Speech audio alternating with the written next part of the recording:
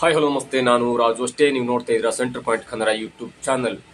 ನಿನ್ನೆ BJP high command ಒಂದು ದೊಡ್ಡ ನಿರ್ಧಾರಕ್ಕೆ ಬಂದು ಯತ್ನಾಳ್ ಅವರನ್ನ ಬಿಜೆಪಿಯ ಪಕ್ಷದಿಂದ 6 ವರ್ಷಗಳ ಕಾಲ ಉಚ್ಚಾಟನೆಯನ್ನ ಮಾಡಿತ್ತು. ಈ ಹಿಂದೆ ಕೂಡ ಯತ್ನಾಳ್ ಅವರು 2 ಬಾರಿ ಉಚ್ಚಾಟನೆ ಆಗಿದ್ರು. ಅದಾದ ನಂತರ 2016ರಲ್ಲಿ ಉಚ್ಚಾಟನೆಗೊಂಡಂತ ಯತ್ನಾಳ್ ಅವರನ್ನ 2018ರ ವೇಳೆಗೆ ಬಿಜೆಪಿಯ ರಾಜ್ಯಾಧ್ಯಕ್ಷರಾಗಿದ್ದಂತ ಯಡಿಯೂರಪ್ಪನವರು ಮತ್ತೆ ಯತ್ನಾಳ್ ಅವರನ್ನ ಬಿಜೆಪಿಗೆ ಕರೆತಂದಿದ್ರು. ಅದೇ ಯತ್ನಾಳ್ ಅವರು ಅದೇ ಕರೆತಂದಂತ ಹಿರಿಯ ನಾಯಕನಿಗೆ ಮುಜುಗರವಾಗುವಂತೆ ಮಾತಾಡಿದ ರೀತಿ ಇದೆಯಲ್ಲ, ಅಂದ್ರೆ ತನ್ನನ್ನ ಪಕ್ಷಕ್ಕೆ ವಾಪಸ್ಸು ಕರೆತಂದ ಯಡಿಯೂರಪ್ಪನವರಿಗೆ ಬಾಯಿಗೆ ಬಂದ ಹಾಗೆ ಬೈದಂತ ಯತ್ನಾಳ್ ಅವರನ್ನ ಇದೀಗ ಯಡಿಯೂರಪ್ಪನವರು ಒಂದು ಸ್ಥಳಕ್ಕೆ ಕಳಿಸಿದ್ದಾರೆ. ಅಂದ್ರೆ ಪಕ್ಷದಿಂದ 6 ವರ್ಷಗಳ ಕಾಲ ಉಚ್ಚಾಟನೆ ಮಾಡಿಸುವಲ್ಲಿ ಯಡಿಯೂರಪ್ಪನವರು ಸಫಲರಾಗಿದ್ದಾರೆ, ಯಡಿಯೂರಪ್ಪನವರ ಪುತ್ರರು ಸಫಲರಾಗಿದ್ದಾರೆ. ಹೀಗಾಗಿ ಯತ್ನಾಳ್ ಅವರಿಗೆ ಈಗ ತ್ರಿಶಂಕು ಸ್ಥಿತಿ ಅನುಭವವಾಗ್ತಿದೆ. ತಾನು ಎಲ್ಲಿ ಹೋಗ್ಲಿ, ತಾನು ಕಾಂಗ್ರೆಸ್ಗೆ ಹೋದ್ರೆ ಅದು ಅಜೆಂಡಾದ ಒಂದು ಲಕ್ಷಣ ಕಾಡುತ್ತೆ, ಜೆಡಿಎಸ್ ಹೋದ್ರೆ ಈಗಾಗಲೇ ಜೆಡಿಎಸ್ ನಿಂದ ನಾನು ಹೊರಗೆ ಬಂದಿದ್ದೀನಿ. ಹಾಗಾಗಿ ಇದೀಗ ಯತ್ನಾಳ್ ಅವರ ಪರಿಸ್ಥಿತಿ ತ್ರಿಶಂಕು ಸ್ವರ್ಗವಾಗಿದೆ. ನೋಡಿ ಹೇಗಾಗತ್ತಂದ್ರೆ, ಒಬ್ಬ ನಾಯಕ, ಒಬ್ಬ ಹಿಂದೂ ಹುಲಿ, ಉತ್ತರ ಕರ್ನಾಟಕದಲ್ಲಿ ತಾನು ಬಿಜೆಪಿಯ ಮುಖಂಡ ಎನ್ನುವಂತ ಗುರುತಿಸಲ್ಪಡ್ತಾ ಇದ್ದ ಯತ್ನಾಳ್ ಅವರು ಇದೀಗ ಮೂಲೆ ಗುಂಪಾಗಿದ್ದಾರೆ. ಎಲ್ಲರೂ ಹೇಳ್ತಾರೆ ಯತ್ನಾಳ್ ಅವರನ್ನ ಉಚ್ಚಾಟನೆ ಮಾಡಲೇಬೇಕಿತ್ತು.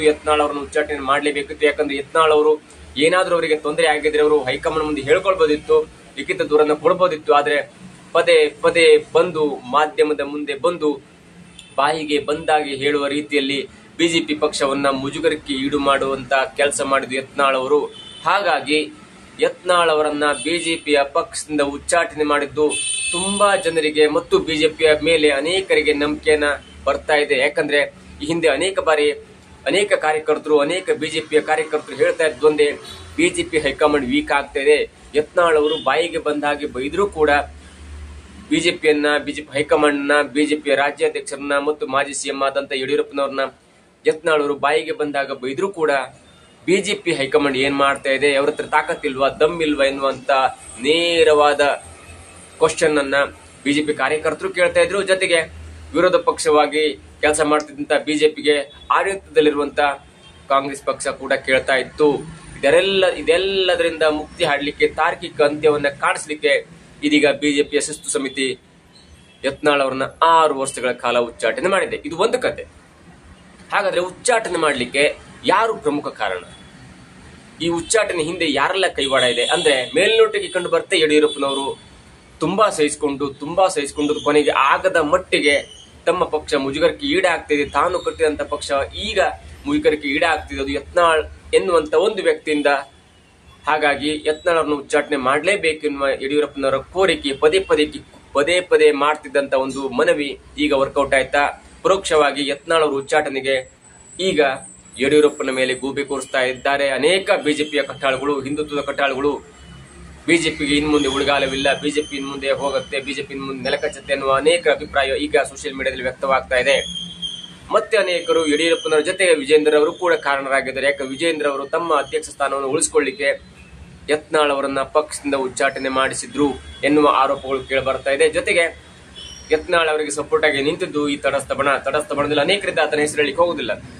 ಆದ್ರೆ ರಾಜಕೀಯವಾಗಿ ಗಮನಿಸೋದಾದ್ರೆ, ರಾಜಕೀಯ ವಿಶ್ಲೇಷಕರನ್ನ ಗಮನಿಸೋದಾದ್ರೆ, ರಾಜಕೀಯ ಈ ಬೆಳವಣಿಗೆಗಳನ್ನ ಗಮನಿಸೋದಾದ್ರೆ, ಯತ್ನಾಳ್ ಅವರ ಉಚ್ಚಾಟನೆಗೆ ಒಬ್ಬ ಕಾಂಗ್ರೆಸ್ ನಾಯಕ ಕೂಡ ಕಾರಣರಾಗಿದ್ದಾರೆ.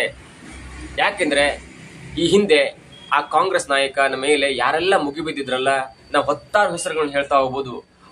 ಆ ಹೆಸರುಗಳನ್ನ ಹೇಳ್ತಾ ಹೋದ್ರು ಕೂಡ ಆ ನಾಯಕನ ಸ್ಟ್ರಾಂಗ್ ಅಥವಾ ಆ ನಾಯಕನ ಸಾಮರ್ಥ್ಯ ಎಷ್ಟಿದೆ ಅಂದ್ರೆ, ಆ ನಾಯಕ ತನ್ನ ಮೇಲೆ ಯಾರೆಲ್ಲ ಬೀಳ್ತಾರಲ್ಲ, ಅದು ಸೋಪೇಕ್ಷಿಯರ್ ಆಗಿರ್ಬೋದು, ಜನತಾ ದಳದವರಾಗಿರ್ಬೋದು ಅಥವಾ ಬಿಜೆಪಿಯವರಾಗಿರ್ಬೋದು, ತನ್ನ ಮೇಲೆ ಯಾರೆಲ್ಲ ಮುಗಿ ಬೀಳ್ತಾರಲ್ಲ ಅವರನ್ನ ಯಾವುದೇ ಪಕ್ಷದಲ್ಲಿದ್ರು ಕೂಡ ಒಂದೊಂದೇ ಹಂತಕ್ಕೆ ಟಾರ್ಗೆಟ್ ಮಾಡಿ ಅವರನ್ನ ಮುಗಿಸುವ ಕಾರ್ಯಕ್ಕೆ ಮುಂದಾಗ್ತಾ ಇದ್ದಾರೆ. ಅವರೇ ಡಿ.ಕೆ. ಶಿವಕುಮಾರ್ ಅವರು. ಈ ಹಿಂದೆ ಅನೇಕ ಎಕ್ಸಾಂಪಲ್ ಕೊಡೋದಾದ್ರೆ, ಈಶ್ವರಪ್ಪನವರು ಬೇಕಾಬಿಟ್ಟಿ ಡಿ.ಕೆ. ಶಿವಕುಮಾರ್ ಅವರ ತಂದೆಯವರ ಬಗ್ಗೆ ಮಾತಾಡಿದ್ರು. ಅದಾದ ನಂತರ ಡಿ.ಕೆ. ಶಿವಕುಮಾರ್ ಅವರು ಓಪನ್ ಚಾಲೆಂಜ್ ಅನ್ನು ಹೇಳಿದ್ರು, ನನ್ನ ತಂಟೆಗೆ ಬಂದ ಒಬ್ಬೊಬ್ಬರ ಕಥೆಯನ್ನೇ ಸೆಟಲ್ಮೆಂಟ್ ಮಾಡ್ತಾ ಇದ್ದೇನೆ ಅನ್ನೋ ದೃಷ್ಟಿಯಲ್ಲಿ ಹೇಳಿಕೆ ಕೊಟ್ಟಿದ್ರು. ಅದಾದ ಕೆಲವೇ ದಿನದಲ್ಲಿ ಈಶ್ವರಪ್ಪನವರು ತಮ್ಮ ಸಚಿವ ಸಂಪುಟಕ್ಕೆ ರಜಾನ ಮಾಡಬೇಕಾಗಿ ಬಂತು. ಅದಾದ ನಂತರ 2023ರಲ್ಲಿ ಅವರಿಗೆ ವಿಧಾನಸಭೆಯ ಟಿಕೆಟ್ ಕೂಡ ಕೊಡ್ಲಿಲ್ಲ. ನೋಡಿ ಹೇಗಿದೆ ಅಂದ್ರೆ, ಡಿ ಕೆ ಶಿವಕುಮಾರ್ ಅವರು ತಮ್ಮ ಹೈಕಮಾಂಡ್ ನ ಜೊತೆ ಎಷ್ಟು ಕ್ಲೋಸ್ ಆಗಿ ಇರ್ತಾರಲ್ಲ, ಎಷ್ಟು ಪ್ರಭಾವವನ್ನ ಬಳಸ್ತಾರಲ್ಲ, ಅಷ್ಟೇ ಪ್ರಭಾವವನ್ನ, ಅಷ್ಟೇ ಕ್ಲೋಸ್ನೆಸ್ ಅನ್ನ ಬಿಜೆಪಿ ಹೈಕಮಾಂಡ್ ಜೊತೆ ಅಂದ್ರೆ ಅಮಿತ್ ಶಾ ಆಗಿರ್ಬೋದು, JP ನಡ್ಡಾ ಆಗಿರ್ಬೋದು, ಸಂತೋಷ್ ಜಿ ಆಗಿರ್ಬೋದು, ಹೀಗೆ ಅನೇಕ ಬಿಜೆಪಿಯ ಮುಖಂಡರ ಜೊತೆ ಅಷ್ಟೇ ಸ್ನೇಹ ಮತ್ತು ಬಾಂಧವ್ಯದಿಂದ ಇದ್ದಾರೆ. ಆ ಕತೆ ಮುಂದೆ ಹೇಳ್ತೇನೆ. ಎರಡನೇದಾಗಿ ರಮೇಶ್ ಜಾರಕಿಹೊಳಿ ಅವರು ಜೆಡಿಎಸ್ ಮತ್ತು ಕಾಂಗ್ರೆಸ್ ಪಕ್ಷದ ಮೈತ್ರಿಯನ್ನ ಮುರಿದು ಕಾಂಗ್ರೆಸ್ ಪಕ್ಷಕ್ಕೆ 17 ಜನರನ್ನ ಕರ್ಕೊಂಡು ಹೋಗಿ ಅಂದಿನ ಜಲಸಂಪನ್ಮೂಲ ಸಚಿವರಾಗಿದ್ದಂತ ಡಿ ಕೆ ಶಿವಕುಮಾರ್ ಅವರ ಸರ್ಕಾರವನ್ನು ಉರುಳಿಸಿ ಅದೇ ಖಾತೆಯನ್ನ ಬಿಜೆಪಿ ಸರ್ಕಾರದಲ್ಲಿ ಪಡೆದು ಡಿ ಕೆ ಶಿವಕುಮಾರ್ ಅವರಿಗೆ ಸಡ್ಡು ಹೊಡೆದಂತ ಕೀರ್ತಿ ಯಾರಿಗಾದ್ರೂ ಸಲ್ಲತ್ತೆ ಅಂದ್ರೆ ಅದು ರಮೇಶ್ ಜಾರಕಿಹೊಳಿ ಅವರಿಗೆ ಸಲ್ತಾ ಇತ್ತು. ಅದಾದ ನಂತರ ರಮೇಶ್ ಜಾರಕಿಹೊಳಿ ಅವರ ಕಥೆಯನ್ನ ಹೇಗೆ ಮುಗಿಸಿದ್ರು, ಅವರ ಕಥೆಯನ್ನು ಹೇಗೆ ಸೆಟಲ್ಮೆಂಟ್ ಮಾಡಿದ್ರು, ಬಿಜೆಪಿಯಲ್ಲಿ ಇದ್ರೂ ಕೂಡ ಜಾರಕಿಹೊಳಿ ಅವರು ಅಂದ್ರೆ ರಮೇಶ್ ಜಾರಕಿಹೊಳಿ ಅವರು ಇತ್ತ ಕಾಂಗ್ರೆಸ್ನಲ್ಲಿ ಇರುವಂತ ಕಾಂಗ್ರೆಸ್ನ ಪ್ರಭಾವಿ ಮುಖಂಡರಾದಂತ ಡಿ ಕೆ ಶಿವಕುಮಾರ್ ಅವರು ಇಲ್ಲಿಂದನೇ ಬಿಜೆಪಿ ಹತ್ತ ಬೊಟ್ಟು ಮಾಡಿ ಬಿಜೆಪಿಯನ್ನ ಟಾರ್ಗೆಟ್ ಮಾಡಿ ರಮೇಶ್ ಜಾರಕಿಹೊಳಿ ಅವರ ಕಥೆಯನ್ನು ಹೇಗೆ ಮುಗಿಸಿದ್ರು ಎನ್ನುವುದನ್ನ ಕೂಡ ನಾವಿಲ್ಲಿ ಗಮನಿಸಬೇಕಾಗತ್ತೆ.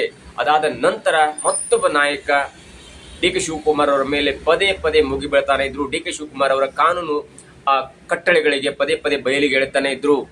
ಯಾಕಂದ್ರೆ ಬಿಜೆಪಿ ಸರ್ಕಾರ ಡಿ ಕೆ ಶಿವಕುಮಾರ್ ಅವರನ್ನ ಕೇಸನ್ನ ಸಿಬಿಐಗೆ ವಹಿಸಿತ್ತು. ಅದಾದ ನಂತರ ಯಾವಾಗ 2023ರಲ್ಲಿ ಕಾಂಗ್ರೆಸ್ ಸರ್ಕಾರ ಬಂದು ಡಿ ಕೆ ಶಿವಕುಮಾರ್ ಅವರು DCM ಹುದ್ದೆಯನ್ನ ಅಲಂಕರಿಸಿದರು, ಆವಾಗ ಡಿ ಕೆ ಶಿ ಅವರ ಒತ್ತಡಕ್ಕೆ ಮಣಿದು ಸಿದ್ದರಾಮಯ್ಯನವರ ನೇತೃತ್ವ ಸರ್ಕಾರ ಕ್ಯಾಬಿನೆಟ್ ನಲ್ಲಿ ಒಂದು ಬಿಲ್ಲನ್ನ ಒಂದು ನಿರ್ಣಯವನ್ನು ಕೈಗೊಳ್ಳುತ್ತೆ. ಅದು ಈ ಹಿಂದೆ ಯಡಿಯೂರಪ್ಪನವರು ಕೊಟ್ಟಂತ ಸಿಬಿಐಗೆ ಕೊಟ್ಟಂತ ಒಂದು ಅಧಿಕಾರ ಇದೆಯಲ್ಲ, ಅದನ್ನ ಮೊಟಕುಗೊಳಿಸಿ ಅದನ್ನ ಹಿಂಪಡೆಯುತ್ತೆ. ಅಂದ್ರೆ ಡಿ ಕೆ ಶಿವಕುಮಾರ್ ಅವರ ಒಂದು ಕೇಸನ್ನ ಕ್ಯಾಬಿನೆಟ್ ನಲ್ಲಿ ವಾಪಸ್ ಪಡೆಯಲಾಗುತ್ತೆ, ಸಿಬಿಐಗೆ ಕೊಟ್ಟಂತ ಕೇಸನ್ನು ವಾಪಸ್ ಪಡೆಯಲಾಗುತ್ತೆ. ಆ ಕೇಸನ್ನ ಮರುಪ್ರಶ್ನಿಸಿ ಆ ನಿರ್ಣಯವನ್ನ ಮರುಪ್ರಶ್ನೆ ಮಾಡಿ ಮತ್ತೆ ಸುಪ್ರೀಂ ಕೋರ್ಟ್ಗೆ ಯತ್ನಾಳ್ ಅವರು ಹೋಗಿರ್ತಾರೆ. ಇದು ಸರ್ಕಾರದ ಅಥವಾ ಸಿದ್ದರಾಮಯ್ಯ ಸರ್ಕಾರದ ಅತ್ಯಂತ ಕೆಟ್ಟ ನಿರ್ಣಯ, ಕ್ಯಾಬಿನೆಟ್ ನ ಕೆಟ್ಟ ನಿರ್ಣಯ ಅನ್ನೋ ದೃಷ್ಟಿಯಲ್ಲಿ ಅನೇಕ ಪುರಾವೆಗಳನ್ನು, ಅನೇಕ ದಾಖಲಾತಿಗಳನ್ನ ತೆಗೆದುಕೊಂಡು ಹೋಗಿ ಸುಪ್ರೀಂ ಕೋರ್ಟ್ಗೆ ವರದಿಯನ್ನು ಸಲ್ಲಿಸ್ತಾರೆ. ಸುಪ್ರೀಂ ಕೋರ್ಟ್ಗೆ ಮತ್ತೆ ಮೊಕದ್ದಮೆಯನ್ನು ಸಲ್ಲಿಸ್ತಾರೆ. ಡಿ ಕೆ ಶಿವಕುಮಾರ್ ಅವರ ವಿರುದ್ಧವಾಗಿ ನಮ್ಮ ಸರ್ಕಾರ ಅಂದ್ರೆ ಬಿಜೆಪಿ ಸರ್ಕಾರ ಕೈಗೊಂಡಿದ್ದಂತ ಅಥವಾ ವಹಿಸಿದಂತ ಸಿಬಿಐ ಈ ಎನ್ಕ್ವೈರಿ ಇದೆಯಲ್ಲ, ಅದನ್ನ ವಾಪಸ್ ಪಡೆದಂತ ಸಿದ್ದರಾಮಯ್ಯನವರ ಸರ್ಕಾರದ ವಿರುದ್ಧ ಮುಗಿಬೀಳುವಂತೆ ಸುಪ್ರೀಂ ಕೋರ್ಟ್ಗೆ ಅರ್ಜಿಯನ್ನು ಸಲ್ಲಿಸುತ್ತಾರೆ. ಇದರಿಂದ ಕೂಡ ಡಿ ಕೆ ಶಿವಕುಮಾರ್ ಅವರು ದೊಡ್ಡ ಟಾರ್ಗೆಟ್ ಅನ್ನು ಇಡ್ತಾರೆ. ಈ ಪುಣ್ಯಾತ್ಮನಿಗೆ ಒಂದಿನ ಸೆಟಲ್ಮೆಂಟ್ ಮಾಡಲೇಬೇಕೆನ್ನುವ ದೃಷ್ಟಿಯಲ್ಲಿ ಈ ಪುಣ್ಯಾತ್ಮನಿಗೆ ಒಂದು ಸೆಟಲ್ಮೆಂಟ್ ಮಾಡಲೇಬೇಕು. ಈ ಮುಖಂಡ ವಿರೋಧ ಪಕ್ಷದಲ್ಲಿದ್ರು ಕೂಡ, ಬಿಜೆಪಿ ಪಕ್ಷದಲ್ಲಿದ್ರು ಕೂಡ ಇವನು ನನಗೆ ಪದೇ ಮುಳುವಾಗ್ತಾನೆ ಅನ್ನೋ ದೃಷ್ಟಿಯಲ್ಲಿ ಡಿ ಕೆ ಶಿವಕುಮಾರ್ ಅವರು ಯತ್ನಾಳ್ ಅವರ ಮೇಲೆ ಒಂದು ಕಣ್ಣಿಟ್ಟಿದ್ರು. ಅದಾದ ನಂತರ ವಿಧಾನಸಭೆಯಲ್ಲೂ ಕೂಡ ಡಿ ಕೆ ಶಿವಕುಮಾರ್ ಅವರು ನೇರವಾಗಿ ಯತ್ನಾಳ್ ಅವರಿಗೆ ಹೇಳಿದ್ದು, ಏನಾದ್ರೂ ಯತ್ನಾಳ್ ನನ್ನ ಪಕ್ಷದಲ್ಲಿದ್ರೆ ಒಂದು ಕ್ಷಣದಲ್ಲಿ ನಿನ್ನ ಉಚ್ಚಾಟನೆ ಮಾಡ್ತಾ ಇದ್ದೆ ಎನ್ನುವ ಹೇಳಿಕೆಯನ್ನು ವಿಧಾನಸಭೆಯಲ್ಲಿ ಕೂಡ ಡಿ ಕೆ ಶಿವಕುಮಾರ್ ಅವರು ಕೊಟ್ಟಿದ್ರು. ಇವೆಲ್ಲವನ್ನ ನೋಡ್ತಾ ಇದ್ರೆ ಡಿ ಕೆ ಶಿವಕುಮಾರ್ ಅವರ ಮೇಲೆ ಸುಮ್ಮನೆ ಯಾರಾದ್ರೂ ಬಂದು ಅಟ್ಯಾಕ್ ಮಾಡಿದ್ರೆ, ದಾಳಿ ಮಾಡಿದ್ರೆ ಮತ್ತು ಅವರ ವೈಯಕ್ತಿಕ ಜೀವನದ ಬಗ್ಗೆ ಹೇಳಿಕೆ ಕೊಟ್ರೆ ಮತ್ತು ಅವರ ವೈಯಕ್ತಿಕ ಬದುಕಿನ ಬಿಸ್ನೆಸ್ ಬಗ್ಗೆ, ರಾಜಕೀಯದ ಬಗ್ಗೆ ಹೇಳಿಕೆಯನ್ನು ಕೊಟ್ರೆ ಒಬ್ಬೊಬ್ಬರ ಕಥೆಯನ್ನ ಸೆಟಲ್ಮೆಂಟ್ ಮಾಡೋದ್ರಲ್ಲಿ ಡಿ ಕೆ ಶಿವಕುಮಾರ್ ಅವರು ಎತ್ತಿದ ಕೈ. ಇದರ ಮುಂದುವರಿದ ಭಾಗವಾಗಿ 3ನೇ ಕ್ಯಾಂಡಿಡೇಟ್ ಆಗಿ ಸೆಟಲ್ಮೆಂಟ್ ಮಾಡಿಸಿಕೊಂಡವರು ಅಂದ್ರೆ ಅದು ಯತ್ನಾಳ್ ಅವರು.